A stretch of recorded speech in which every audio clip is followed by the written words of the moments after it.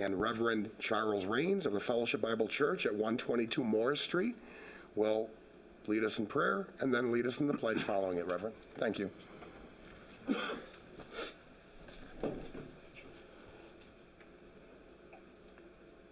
Lord, we thank you tonight that we can lay this City Council's deliberations before you, that each elected member and Mayor Durante might know your wisdom, being sensitive to the individuals of the city and their needs, but also, Lord, with that wider wisdom to understand the good of the community and apply it to their help, their good, their progress and hope, their safety, and all that would go to serve their needs. We thank you that you are a God of love for the individual, and in that light we bring Bob Rogina to you, Lord, and ask that you might work in his life tonight and his special physical needs and his family. Have mercy. It's good to be able to lay the whole of all that we are before you and expect to see your hand work. We want to give you the praise for what you've done and thank you in Jesus' name. Amen. Amen. I pledge allegiance to the flag of the United States of America and to the republic for which it stands, one nation under God, indivisible, with liberty and justice for all.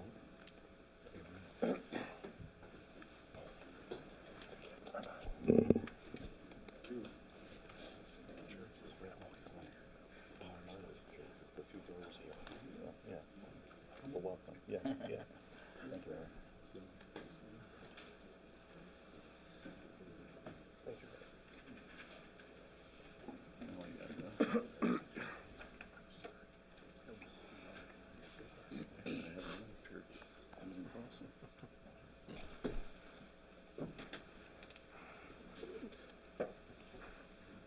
We'll start with roll call.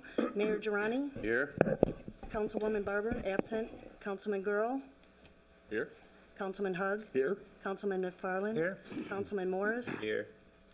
Councilman Odekirk. Here. Councilwoman Quillman. Here. Councilman Turk. Here. Next is the approval of the agenda. Is there a motion to approve the agenda as written? So moved. Second. Questions?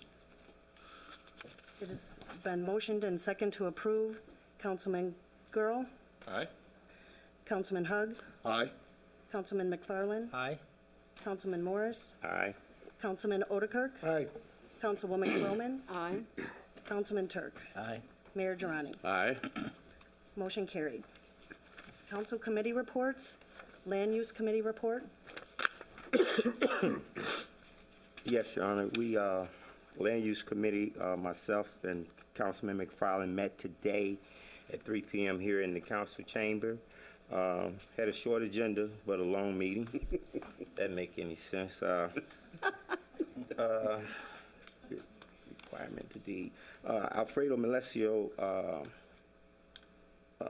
came with today and shared with us a developer deed common area to require the developer to, I guess, to pass over the deed to the homeowners association. There's been some issues with common areas getting sold at auction sale, so that will be coming before the full council for approval in the near future. We also discussed the adding one day to garage sales to organizations. I believe, and correct me, Jeff, we're gonna kind of word it where it can, religious organizations, schools and things like that will fall under organizations. Yes. Where they will be included in this to have 2 days. So we're adding a day to benefit them for garage sale. Right. Okay. And the lengthy conversation came from sales tax. It's incentive, but it actually the owner wants it to be called, what is it, reapportion. So that was also approved to come to a full council, maybe at our next meeting for the presentation by them as well as staff. And that would be for a gas station on Plainfield Road. We had some discussion during the old and new business that I think we'll follow up a little later today concerning some committees. I think that was it, unless Jim have anything. That's it. Mayor? Yes. Yeah, I'd like to thank the Land Use Committee for the garage sale issue. I know the Glenwood Manor Homeowners Association has been asking for this, so thank you for pushing that through. Anybody else? Comments? Public Service Committee report. The Public Service Committee comprised of Councilman McFarland and myself met yesterday afternoon prior to the pre-council meeting to discuss the contracts, change orders, pay estimate, and final payment. Found them all to be in order, recommend their approval. We also, Mike Eulis briefed us on where they were as far as salt for the rest of the season. He says he has enough salt for about 2 more storms, and then they'll be out. So the state has agreed to hold their price on for the next season at the same price that we paid this year.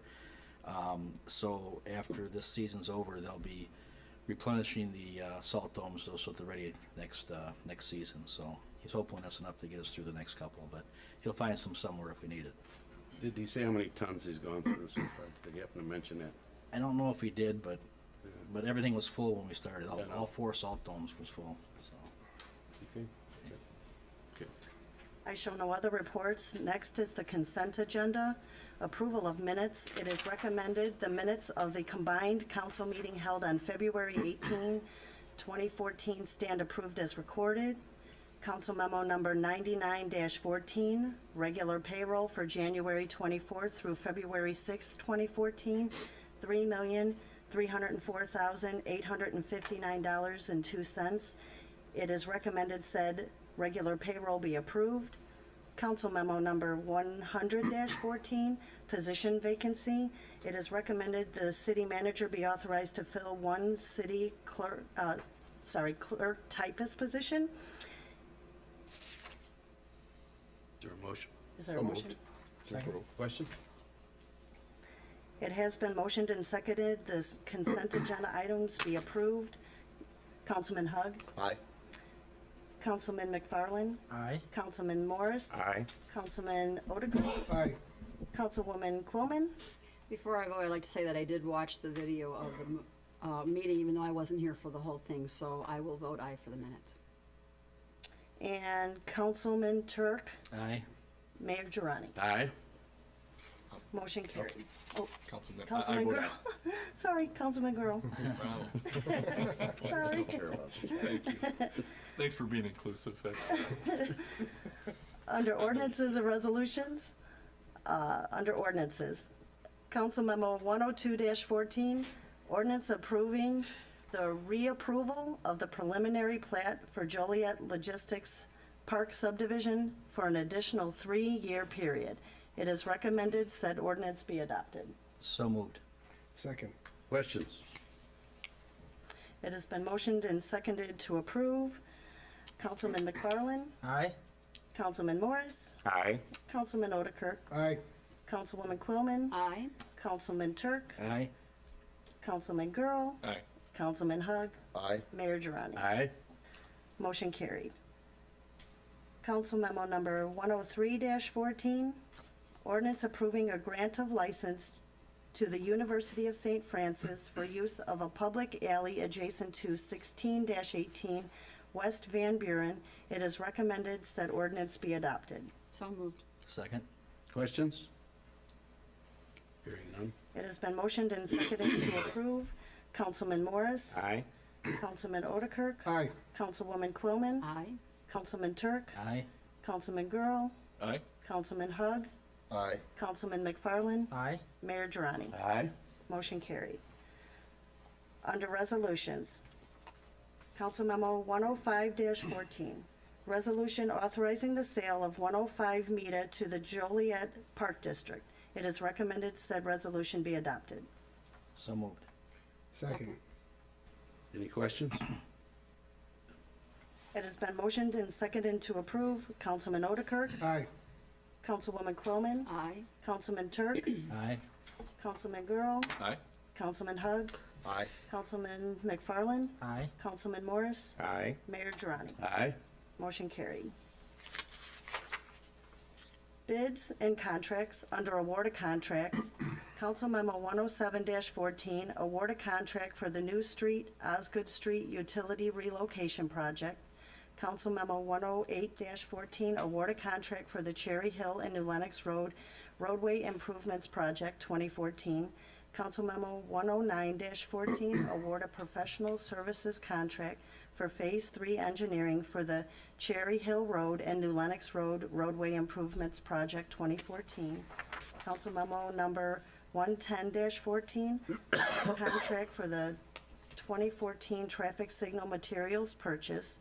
Council Memo number 111-14, award a contract to Urban Design Ventures for professional services to complete the 2015 through 2019 consolidated plan.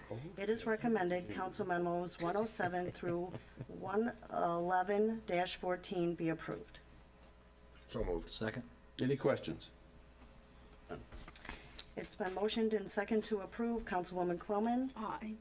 Councilman Turk, Aye. Councilman Girl, Aye. Councilman Hug, Aye. Councilman McFarland, Aye.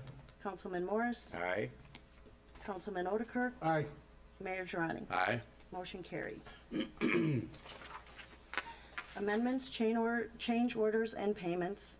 Council Memo 113-14, approve payment of snow removal for parking decks and lots 2014.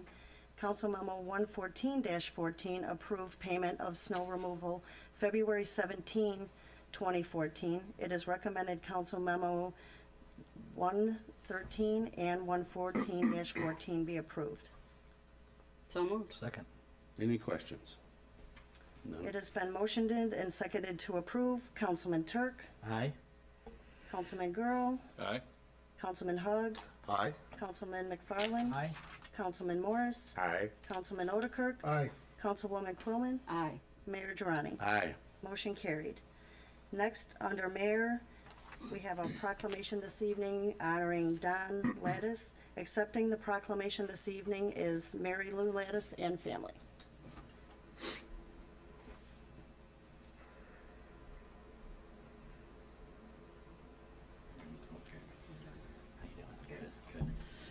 Okay, just on a personal note, I've had the honor of knowing Don Lattis for a lot of years, both with his work at WJOL and through the Old Timers Baseball Association.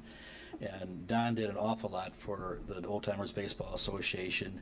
With all his contacts that he had throughout the country, he would often get us top-notch speakers at little or no cost. And so he allowed us to donate that much more of our revenues to youth and baseball. So he was always there for us, and we appreciate it. So the proclamation reads as follows. Whereas Don Lattis was the voice of Joliet, a Hall of Fame radio sportscaster, a lifelong Joliet resident, and one of the greatest goodwill ambassadors the city has ever known. Whereas Don's 54-year career in local media set the standard in sports reporting, including his entertaining play-by-play broadcast of area Little League, high school, college, and charity sporting events, as well as interviews with some of the biggest names in sports history. Whereas he was a member of the inaugural class of the Joliet Area Sports Hall of Fame and was selected for the Joliet-Will County Hall of Pride, as well as several other halls of fame, among them the Illinois Sportcasters, Illinois Basketball, Illinois State Bowling, Joliet Junior College, Minor League, Pro Football National Hall of Fame in Canton, Ohio for media, and has been honored by UNICO, the University of St. Francis, and Lewis University. Whereas Don created and hosted 10 Pin Topics on WJOL, the longest continuously running radio bowling program in the nation, a record that may never be broken. He was also the publisher of the Will County Sportsman's Magazine for over 30 continuous years. Whereas his unique interview style was always knowledgeable, respectful, and insightful. He never spoke an ill word about an athlete's performance or their personal character. Whereas Don's roles as husband, father, grandfather, co-worker, or competitor were consistently played at a level worthy of the Hall of Fame. Now therefore, I, Thomas Durrani, Mayor of the City of Joliet, on behalf of the Joliet City Council, do hereby honor Don Lattis for his outstanding community service and being lifelong goodwill ambassador for the City of Joliet. And it's dated March 4th, 2014, signed by Mayor Thomas Durrani.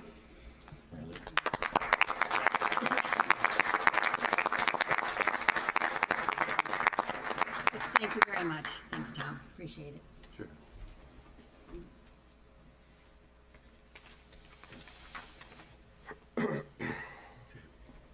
We did have a request this evening that Mac Willis, the president of the Unity Community Development Corporation, wishes to speak briefly tonight.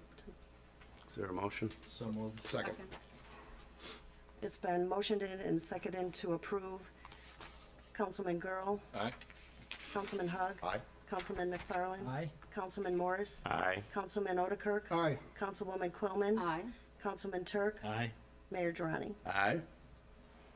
Mac?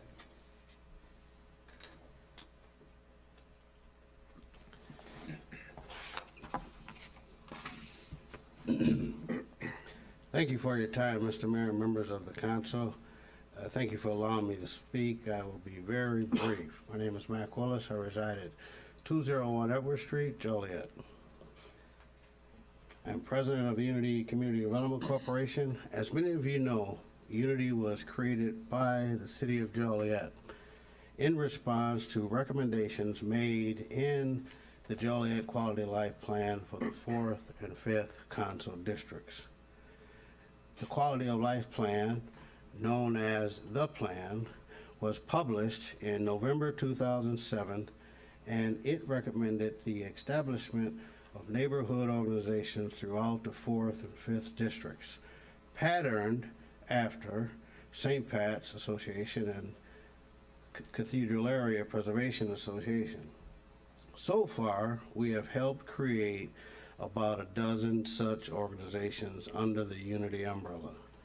Representatives of them all, and including St. Pat, St. John, Cunningham, Kappa, Eastside, to name a few, meet monthly to discuss community issues and problems and to help craft solutions we can pursue ourselves and recommendations to be brought before the city and other levels of government. I stand before you tonight to confirm what I have communicated to the city a number of times over the past several years, and that is that an overwhelming majority of our constituent organizations and the residents they represent strongly support the city's takeover of Evergreen Terrace. In addition, I recommend and request, if and when the city prevails in the ongoing court case, that the city involve Unity and our neighborhood groups in not only the detailed planning for ET's transition, but also in the execution of the plan. We are eager to help. We have intimate knowledge of the city's traditions, customs, habits, neighborhoods, and problems, as well as its potential.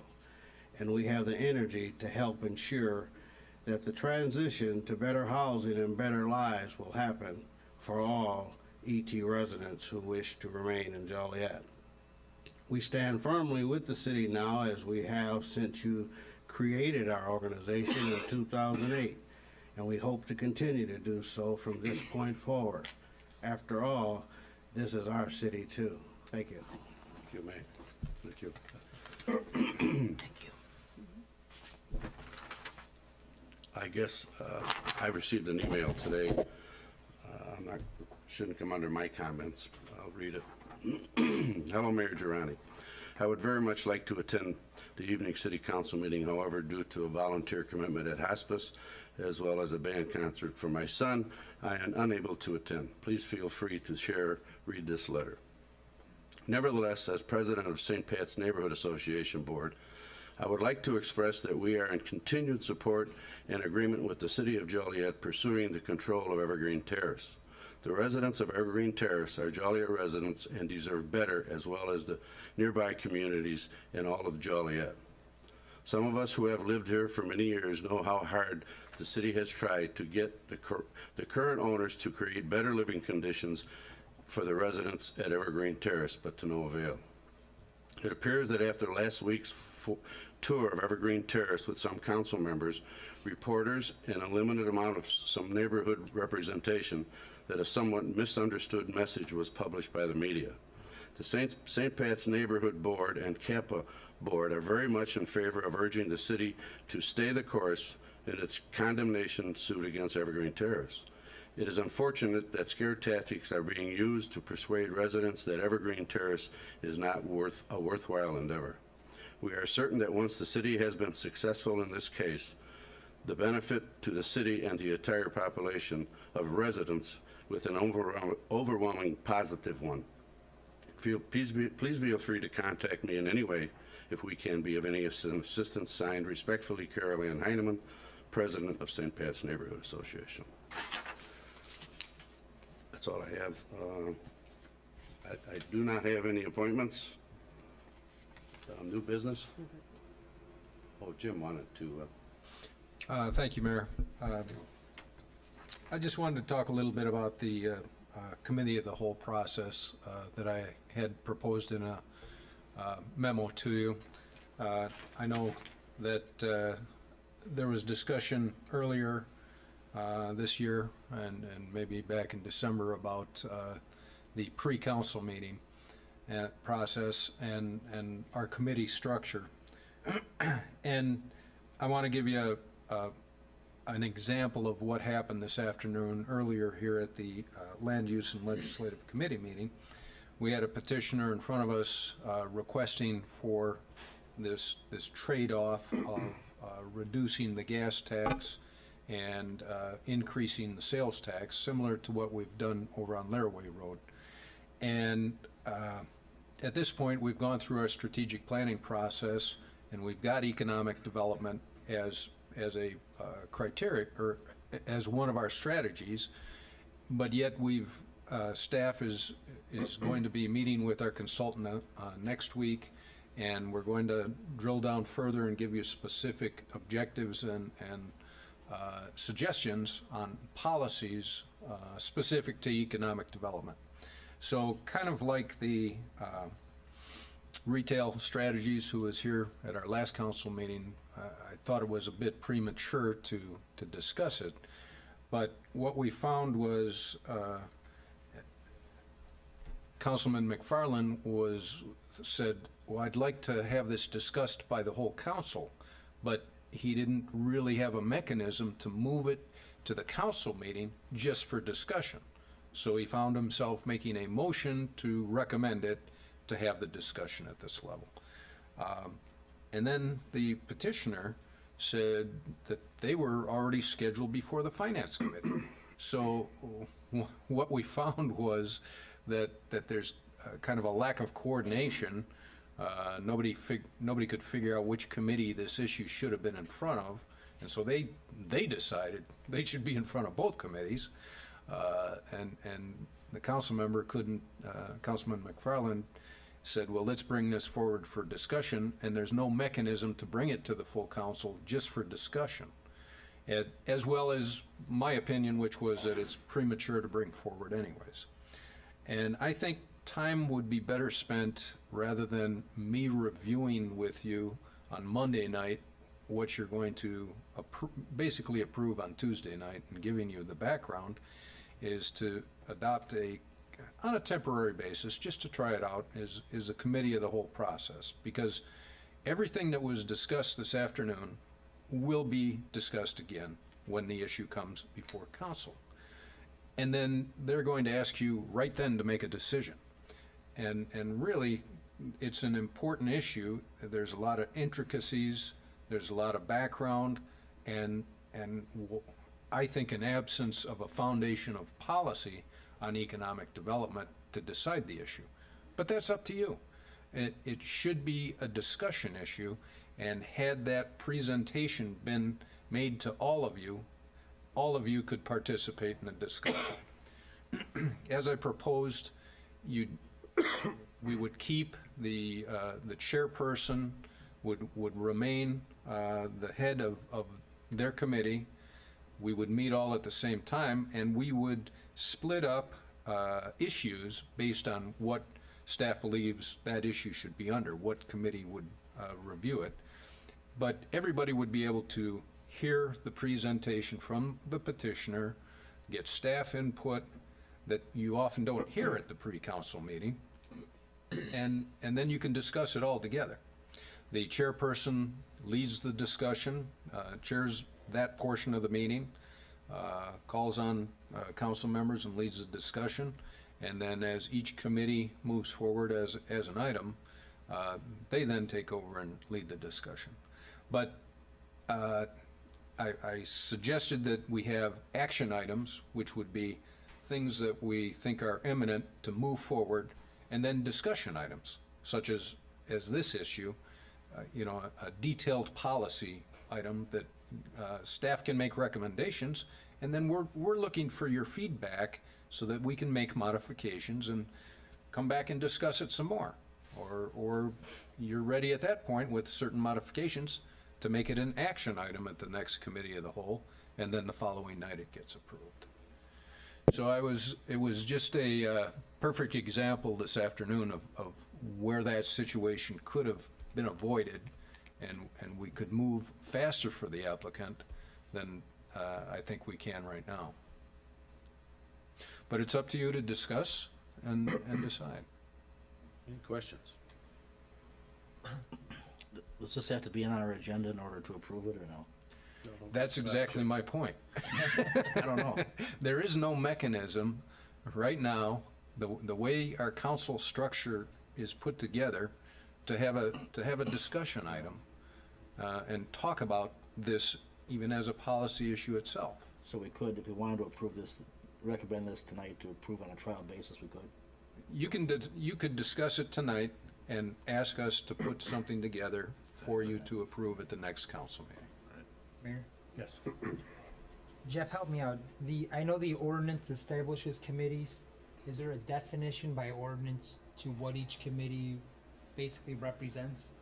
By design, no, because the committees kind of carve out their own area of work, but we've never been so rigid where we couldn't take things that were maybe on the periphery of the normal business that the committee typically handles. They're advisory bodies serving the council, so there never really was a need for real rigidity in establishing portfolios for each committee. Jim, so your concept would be that the council meet as a committee as a whole and recommend to themselves the next night? It doesn't always happen the next night. Or whatever, but we're recommending to ourselves. Yes. It almost could possibly look like we're kind of making a shadow decision as a complete council prior to the meeting, as a committee. I don't see much difference between what happens at the pre-council meeting, because everything we discuss at the pre-council, in essence, gets approved on Tuesday night, the very next night. Where I've done this in other cities, I like to get advanced enough so that something we discuss Monday night at committee of the whole wouldn't show up for 2 weeks. That there's time. If you say, let's talk about it more, or we're ready to approve it, it shows up later. I mean, a lot of what we do is planned ahead of time and worked out ahead of time. But if there are urgent issues, yes, you can talk about it Monday night and approve it Tuesday night. I personally favor the current form of the councils, not that it can't be tweaked. And I look at the Monday, Tuesday meetings, certainly we're not as busy now as we were before the great collapse with the economy. So let's look for it, hopefully. But also, too, it gives the public more accessibility to come here and to. Now, with your example of, and we had this discussion a while back, probably shortly before the transition, and we brought you on. If you're looking to say, look, we shouldn't have a committee meeting the afternoon of and have it on the agenda, that's the rule we set then. Anything that is recommended by any of the committees cannot appear for the agenda that next day, but the next meeting. That's simple enough to address without, imploding the entire committee meeting. But that's just my opinion. With this scenario, would there be time for the public to address the subjects that, That's entirely up to you. When I was in Park Ridge, on every issue, they went out to the public and then came back to council. so they would have the opportunity? Yeah, you can do it that way. You can do it at the beginning of the meeting. You can do it at the end of the meeting, however you'd like to structure it. Sure. So for instance, I think Councilman Morris made joke of a light agenda but a long meeting. So we would basically take all committees and run them through starting 5:30 till whenever we end. Not all What? of them, those that have something on the agenda, yes. Right. Yeah, right. One meeting, there may be no action items, but a discussion item, and vice versa. You done? John? So, Jim, just so I understand what you're proposing here, you're basically proposing each committee meeting, really eliminating all the committees and just having one committee of the whole, and each chair, say the chair of finance, the chair of land use, chair of legislative, chair of public safety, they would basically then give their report at that committee of the whole meeting. So you would have one committee of the whole meeting that would replace. You in essence would still chair your committee and run that portion of the meeting as if it's a committee meeting. But it would be all 9 of us. But everybody would be here. Yeah, I don't know if I would. I don't know if I would support that structure. I'm a big believer in the committee structure, and I'm also a big believer that more things get done in smaller groups. So if you've got, I think there's 3 people that are on our committees, whether it's finance or public safety, of which I chair. I think that gives staff the opportunity to come to kind of a smaller group where maybe only 2 or 3 items are on the agenda that are being discussed that pertain to finance or public safety, as opposed to coming to a committee of the whole.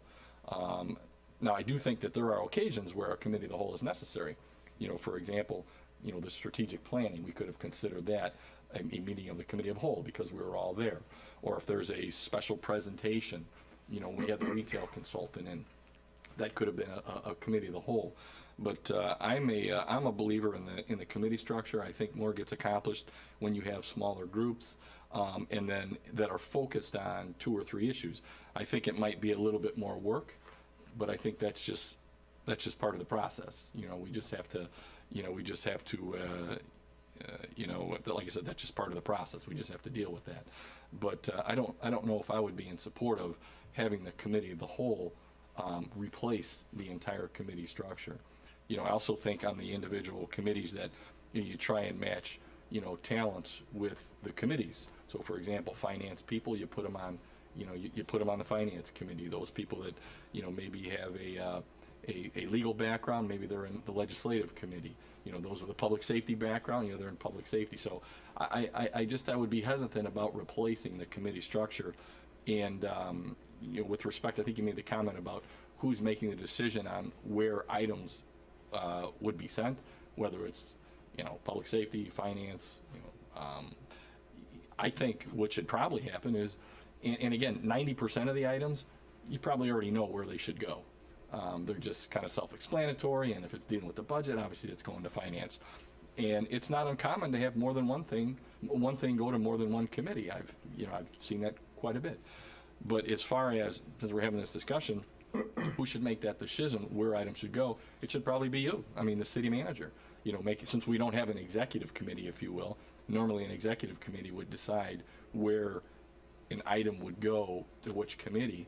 But I think absent of that, it would probably be you discussing that, with the committee chair, if this item is appropriate to go to that committee. And then that item there's a recommendation that's made to the city council from that committee. So maybe that's the structure that I'm just used to seeing for the last 20 years. I'm not saying there's not a better way to do it, but I think as opposed to replacing it, possibly improving it might be a better idea. And I will say that this council, unlike other areas, the committee structure I think is good. I don't think it's as solid as I've seen it in other places. When I was on the county board, nothing went to the county board unless it went through a committee.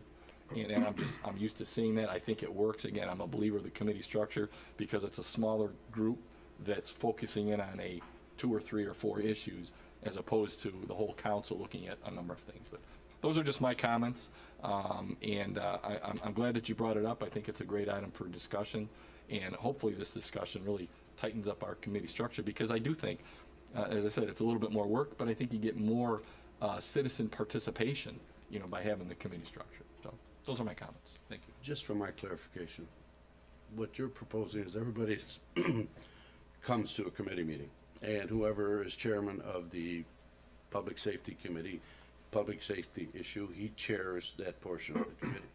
Correct. And those issues are settled, and who's ever chairman of land use chairs that point, and so forth and so on. Yes. That's what you're talking about. Just for clarification. Okay. Anybody else comments? None. Okay. I would just like to see maybe something in writing for clarification.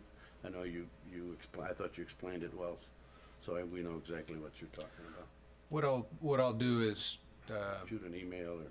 yeah, I'll put together a mock agenda, as if it were committee of the whole, after the committees meet next week, and show you how an agenda would look like. Okay. All right. Thank you. Yeah. Mayor and council comments? Terry? Well, actually, a couple of things. I want Mr. Mayor and maybe Jim to see if we could carve out some time to look at the snow removal, the streets. The young lady was here yesterday with concerns about the alley, and I know usually the explanation is that we can't afford to plow alleys. But if they can't park on the street and they can't get in the alleys, and Councilwoman Quillman made a good point about the neighbors coming together, but I know that's not going to work on every block. So I was just wondering that maybe in the future we could, come together and, relook at the snow removal plan, because you got different parts of the city, some with alleys, some with cul-de-sacs. I've been to a couple neighborhood association, Reedswood, and that's been their concern. I know this has been an unusual winter, but we don't know what next winter is going to be like. And they need some help, even with the enforcement of not parking on the street. To give the person a ticket. I'm the last person that wants you to tow someone's car, but a lot of the residents are saying, they're not getting the relief from, other people not abiding by, the ordinance. So I was just hoping that maybe in the future, as a council, we could look at before, the next winter. Sure. Maybe Public Service Committee can look at that. There we go. Yeah. Get Mike Hewlett in. Yeah. Sure. Yeah. My only other comment, I was able to go to the Evergreen Terrace tour, and I just really hadn't, publicly made any statements about it. I think there still is a need for the city to continue, to get control. The finance part of it, I guess we need to look at that. I don't know when hosting group is going to be able to come in and make a presentation to us concerning that. But I think the density level, although the ownership management has done a wonderful job in keeping the grounds nice and things, but I still think it's a density problem and a problem with social service. I know they pointed out a lot of times during our tour about the residents being there for numbers of months and years even, but I don't know if that's the answer. I was kind of under the impression that that type of housing is to help you move on, to get a job and things like that. So I just think under different control that maybe we will have more say-so in the matter, and that's kind of my short, comment on the Evergreen Terrace tour. Again, I think they've done a wonderful job in keeping the buildings up, keeping the grounds up, but I still think it's a component missing, a couple components missing, but I think it needs someone control of it to, help in those areas for the residents. Yeah, that's all I have. Thank you. About a week and a half ago, I had a meeting with the Northfield subdivision people who were concerned about snowplow issues. Jim Trisna and Mike Hewlett came out and met with them. We listened to the concerns, and it was a lengthy meeting. And I just want to pass along my thanks to them and to their personnel. I got a number of compliments after this last snow. It appears that they were really responsive to what the people were saying, so I want to compliment them and thank them.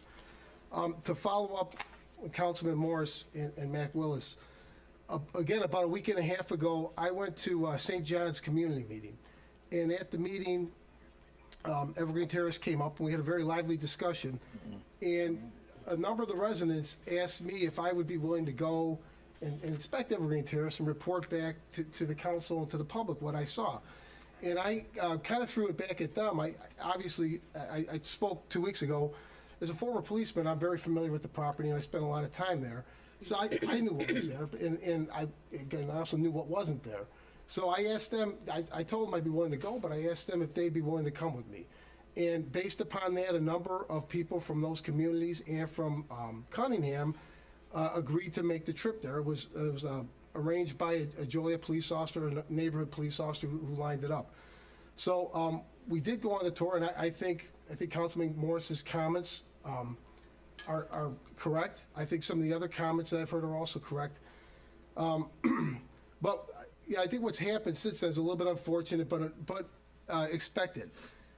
Since that meeting, what I've sensed is it's become a personal issue with some people who want to attack others who may have a different opinion or at least a different shade of opinion on this issue.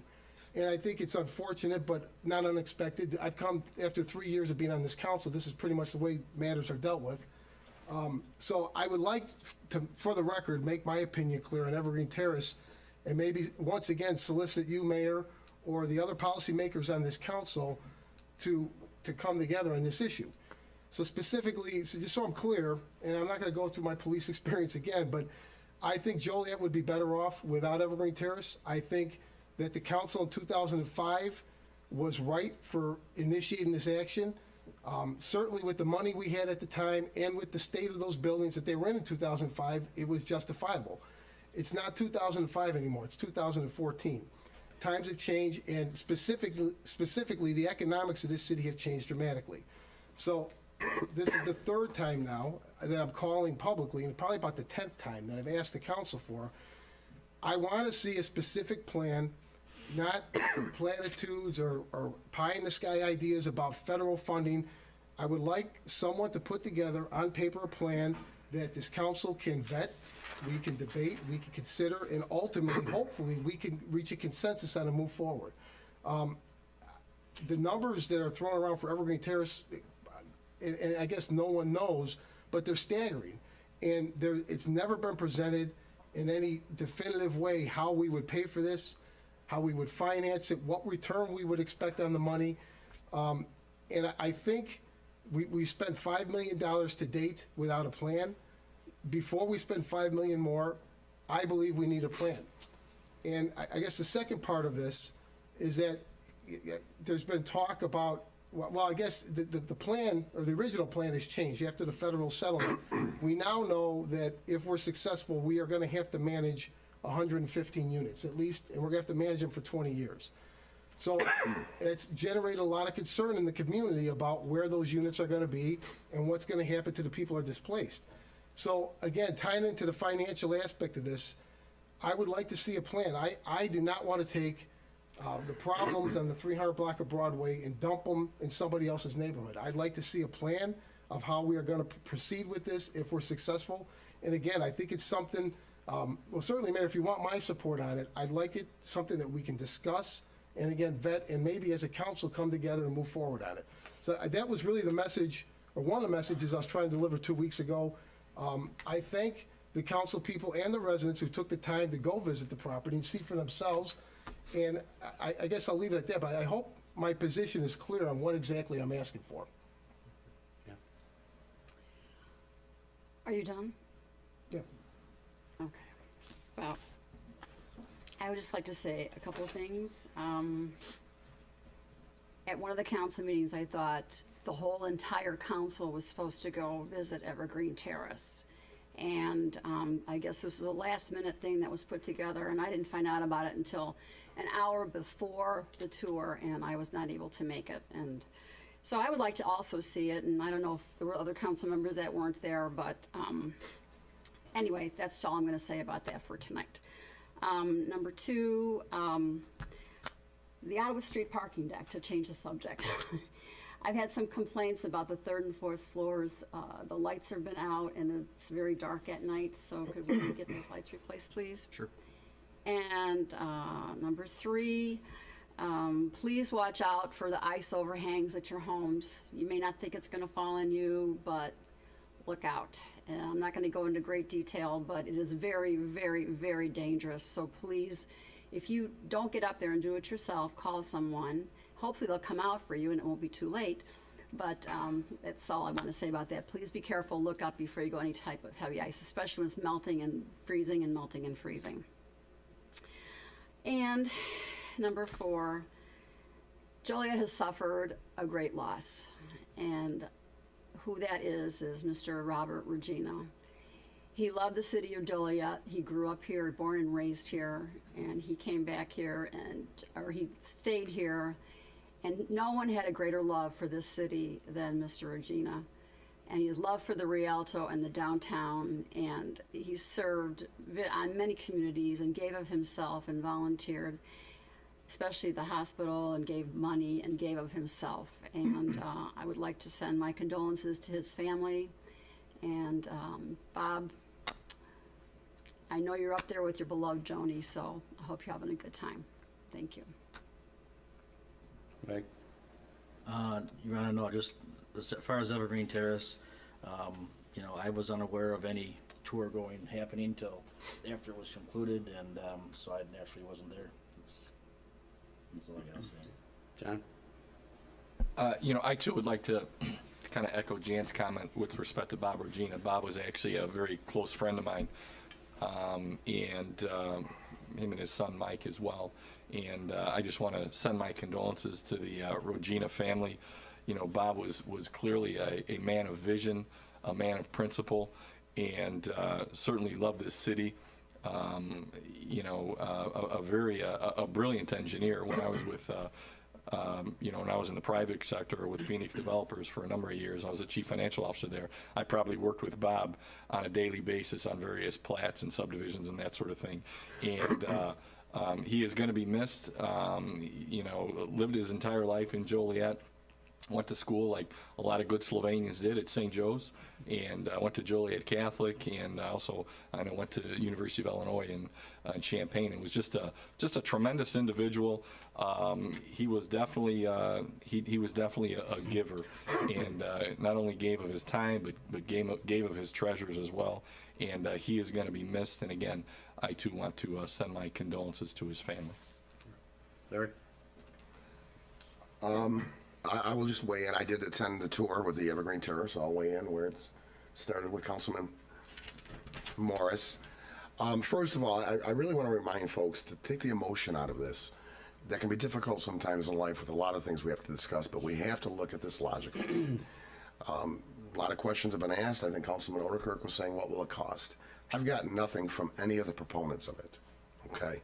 I've taken it upon myself to start getting some estimates. I'll go to them in a second. We have to decide if there is a limit to this. Is the limit 5 million? Is it 10 million? Is it 50 million? Is it 100 million? That's a real question that has to be answered. Now, having taken the tour, and I'm not being flippant, the best example I can give to try to help those that weren't there, I went to college, I lived in a dorm. It was very reminiscent of not the top end and not the low end, a mid-grade dormitory. Larger rooms than a dormitory because they had a kitchenette and they had a bathroom. I didn't have that when I went to college. We shared a public bathroom, and each unit had an air conditioner. So apparently, as Councilman Morris said, they've come a long way. The question is, if they're allowed to keep it, will they backslide? Legitimate question. Not according to the proposal that was brought up several weeks ago, which was they would agree that the city of Joliet, ergo the council, would set up a task force to oversee it. That's called governing. With that said, I did contact some companies today on demolition. I'm waiting for the actual hard copy, if you will. It's going to be email. Very preliminary estimates. I directed them to they can use Google. They're looking at the buildings. I did have one guy who I was very upfront with him and let him know that I need this information for myself. And frankly, depending what happens in the city of Joliet, I'm not asking you to give me a price that you're going to do it because it's going to go to bid. It's a public. I reminded him that we do have a responsible bidding ordinance and we do prevailing wage. 2, knock down 8 buildings with 30 units, no asbestos, no hangups, no problems, quick, in and out, flatten it, haul away the debris, depending on whether it's 250 units or the full tilt, $750,000 to $1.25 million. Okay? Now I'm waiting for the other ones. This was a guy we might describe as an off-the-cuff ballpark estimate. But I wanted to tell you I talked to 3 demolition companies today. Then I went on and did some research on building. We're required, if we do knock down the entire amount for $1.25 million, we're required to either buy or build. So I went with build, 115 units. $85 to $175 per square foot is what the national average is, depending on the level of luxury, if you will. That would include everything right down to putting that refrigerator in the kitchenette. So that's everything. Not furniture, though, but everything else, the appliances. 115 unit at $85 a square foot, which is the low end, would cost us just north of $7 million. Now, if we don't want to do that, then we can go out and purchase 115 foreclosed or dilapidated homes, and if we could really get lucky, pay $60,000 per home, including rehabilitation, to put these families in. That, too, would be just over $7 million. We are currently at $4.7 million on the legal tab. Now, the tab is going to increase should we win this, should the judge rule in our favor, the tab will increase as we have to go through the process of assigning value. I couldn't do any research on that. It looks like Evergreen Terrace is a relatively unique situation.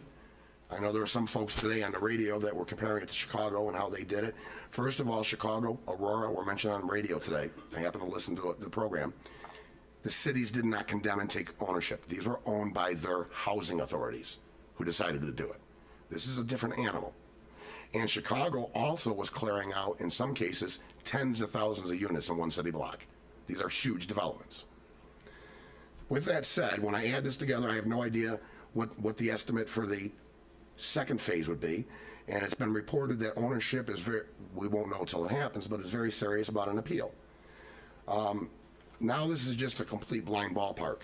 If over the last 2 years we spent $4.2 million, the rest was spent prior to that, and it takes us another 2 years, I don't know, I think it's logical to say we might add another $3 to $4 million on.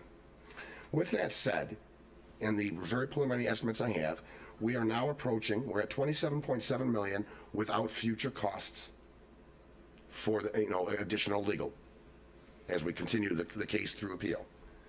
That would bring us to $30.7 million. So my question is, I echo what Councilman Morris said. They've done a great job in turning it around. I understand the question, will it remain that way if they stay ownership? I've explained how their proposal to us would allow us oversight. I echo Councilman Oderkirk. I did this all in one day. Shame on me for not doing it yesterday, I guess. I've received nothing in 2.5 years. We need a solid proposal. And I ask everybody up here 2 questions.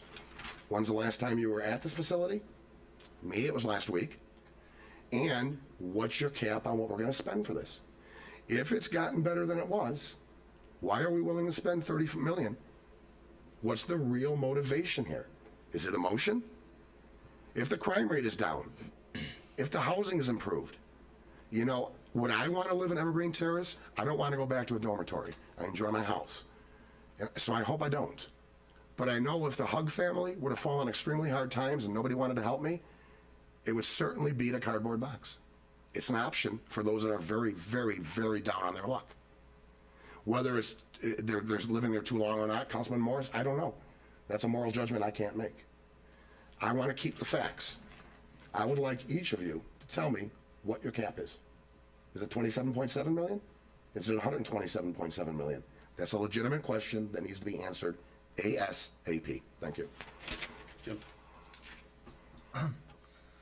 Jeff, could you tell us when you think this will end? A verdict will come in, or? Well,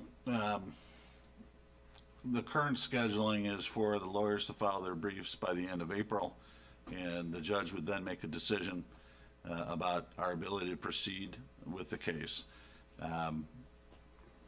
The judge's calendar is his own. I expect he'll make a decision probably in May, thereabouts. And then if we prevail at this phase, he'll set the case for a jury trial. Unlike this phase of the case, that phase of the case will move very quickly in comparison. And I expect that trial to be over within a couple of weeks or so of its commencement. Is there an appeal? I don't know. It depends on the outcome of the case or the trial. So that's the schedule as I see it for now, that we could have a decision on our right to proceed within 2 months or so. We could have an idea of the cost of the property later this year. Okay, thank you.